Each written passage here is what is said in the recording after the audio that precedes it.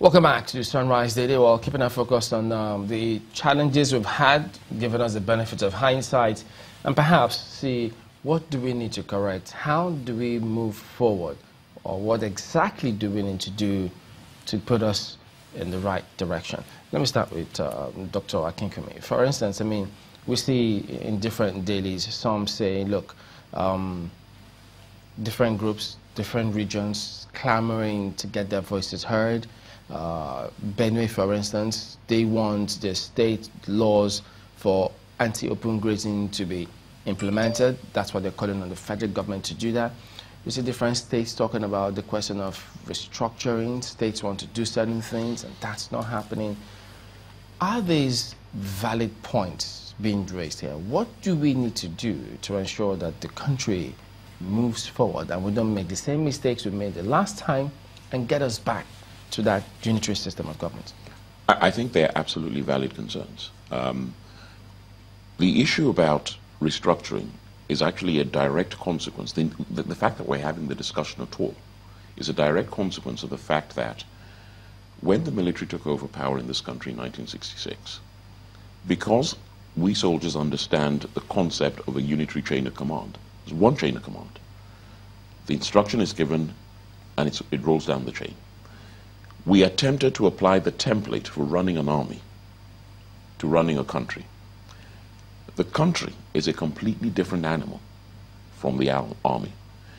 That initial move towards a unitary government has been replicated and magnified by successive military regimes, so that by the time we got to the 1999 Constitution, we had pretty much 30+ years of military rule, where every successive government pulled powers away from the states into the center.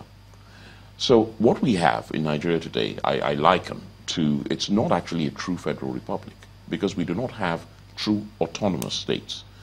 They are simply branch offices of a large conglomerate which is headquartered in Abuja. That's what we have. That's a recipe for disaster, if you put it that way, because when I think about how the political climate has played out to this time, do you think that the politicians are really messing things up that will warrant the military to want to take over? I hope not. I really, really hope not. We cannot, must not go back to that idea that the military are the solution to a political issue. Never. It will never, it has never been, and it never will be. Part of the issues that we're dealing with now is precisely because the military intruded itself into politics. How can we, develop a newer version of the same illness to try and cure the old version? It just doesn't make sense. The military is not set out to run a country. What it does is, its function is completely different. And part of the reason we're in this difficulty at the moment is precisely because we have had this idea that, think about it, successive military governments, they would all come into power. They would start off by saying, look at all the problems that our colleagues in arms did, and list a litany of complaints against them. And we're going to change it. When you look at the conduct of the politicians today, do you have that fear? That's what I mean. Do you have that fear that it's getting too much out of control? If you look at what is happening in that arm of government that you say doesn't exist in the unitary system, which is the legislature. The legislatures themselves seem to be neither here nor there in the way they've conducted themselves. What do you think this poses for Nigeria, especially with the kind of conduct we see from politicians? When you have a situation where the man in the street has a sense of despair that it doesn't really matter what I do, I cannot sack those people, because actually they're our employees. We pay them. They work for us. And like every employer, when the Nigerian voter begins to see himself as an employer rather than as a supplicant, then I think that mindset will change. Coming back to the core of your question, is there a danger that some people might think this is so awful, the military is a solution to it? Yes, there is. My personal view is, I hope that never happens. I really, really hope that never happens, because it will be taking us backwards and we will be repeating the mistakes that we have made in the past.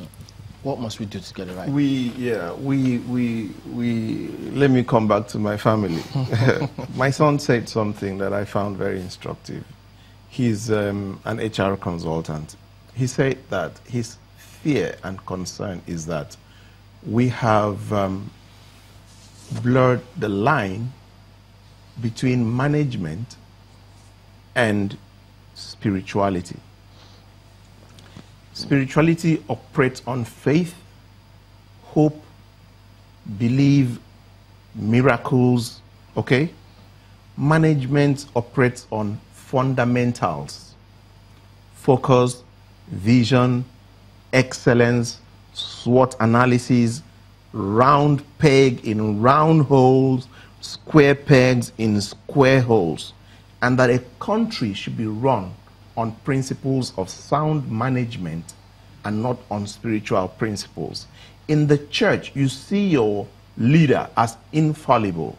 Not necessarily so, but you see him as somebody that if he does something, there must be a reason. In a board meeting, you hold your chief executive to account. Now, come back to where we are today. The governors, Mr. President, we see him as this figure that we must hold in awe. We don't see him as that person we must hold to account. To the extent that if you say Mr. President has to, they say, how can you say so about Mr. President? Governors are called Daddy, Ete, Oga, Baba. They are called all sorts of names. They are almost deified.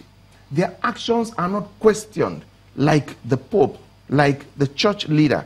And it is a fundamental error.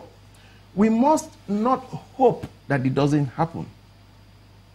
Like my brother has said, you must never hope that the military don't come. Is it a possibility? Yes, it's a possibility. Do we hope it doesn't happen? No, we don't hope it doesn't happen. We make sure it doesn't happen. If I could take it from there. Yes. Okay, no, go ahead. Yes. Talk about the how. How do we do that? We must understand that a man, the legislature is the most important. The legislature is democracy. And the least experienced. Yes, legislature is democracy. If we want democracy, Nigeria must wake up today. By tomorrow, Ekiti State, they are doing their primaries. How many sons and daughters of Ekiti State, as cerebral as they are, have sat down to profile these people who want to be governors?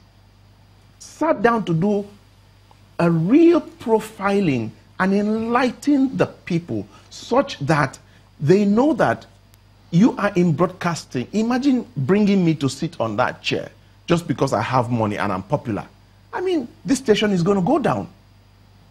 You may have, this, but for that seat you are sitting, there are things that are needed for that office. Are you telling me that for the president of the Federal Republic of Nigeria, for the governor of a state, anybody can get in there? I don't hope it doesn't happen. Right. We must make sure it doesn't happen. We're winding down now, but still continuing with the how. Yes. And your analogy about 50% of the times we've spent since 1999, or this latest democratic dispensation, has been military, civilians.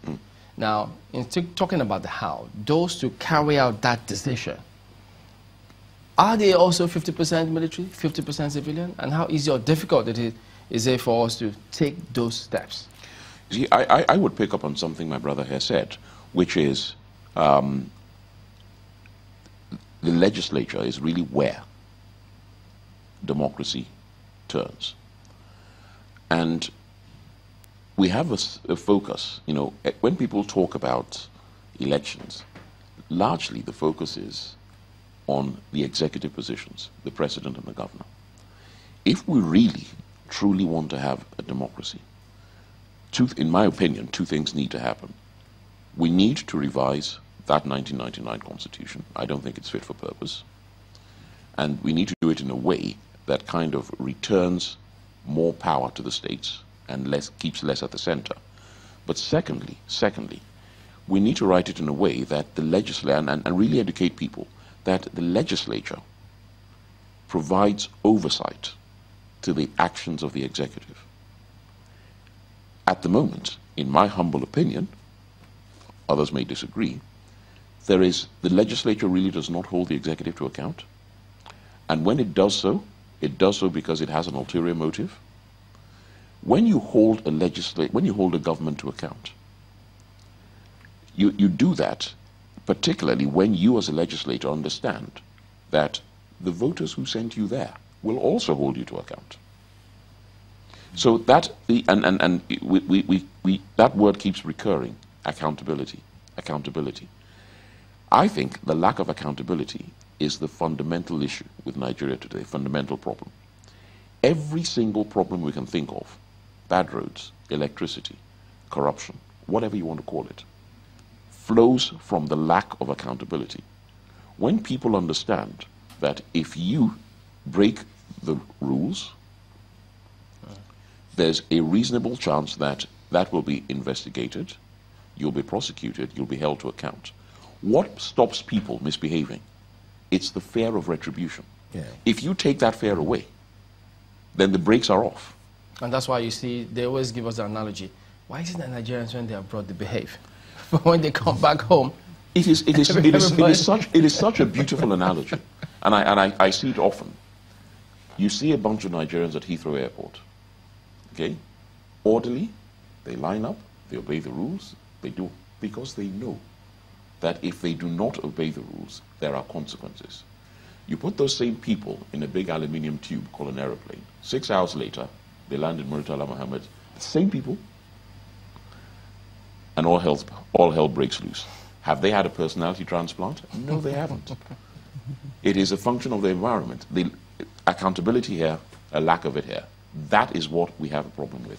Well, I'll go at that point. Dr. Akintode Akinwumi is currently a serving British Army officer, is a lawyer and also a medical doctor. And then we also have Ezekiel Nyaitok, who is an architect as well as the Director General of Nigeria First Project. Gentlemen, a pleasure having both of you here today. Thank you very much for having us. Let's go to Abuja now. And, well, it's still on security, but Ajuri and the Delta.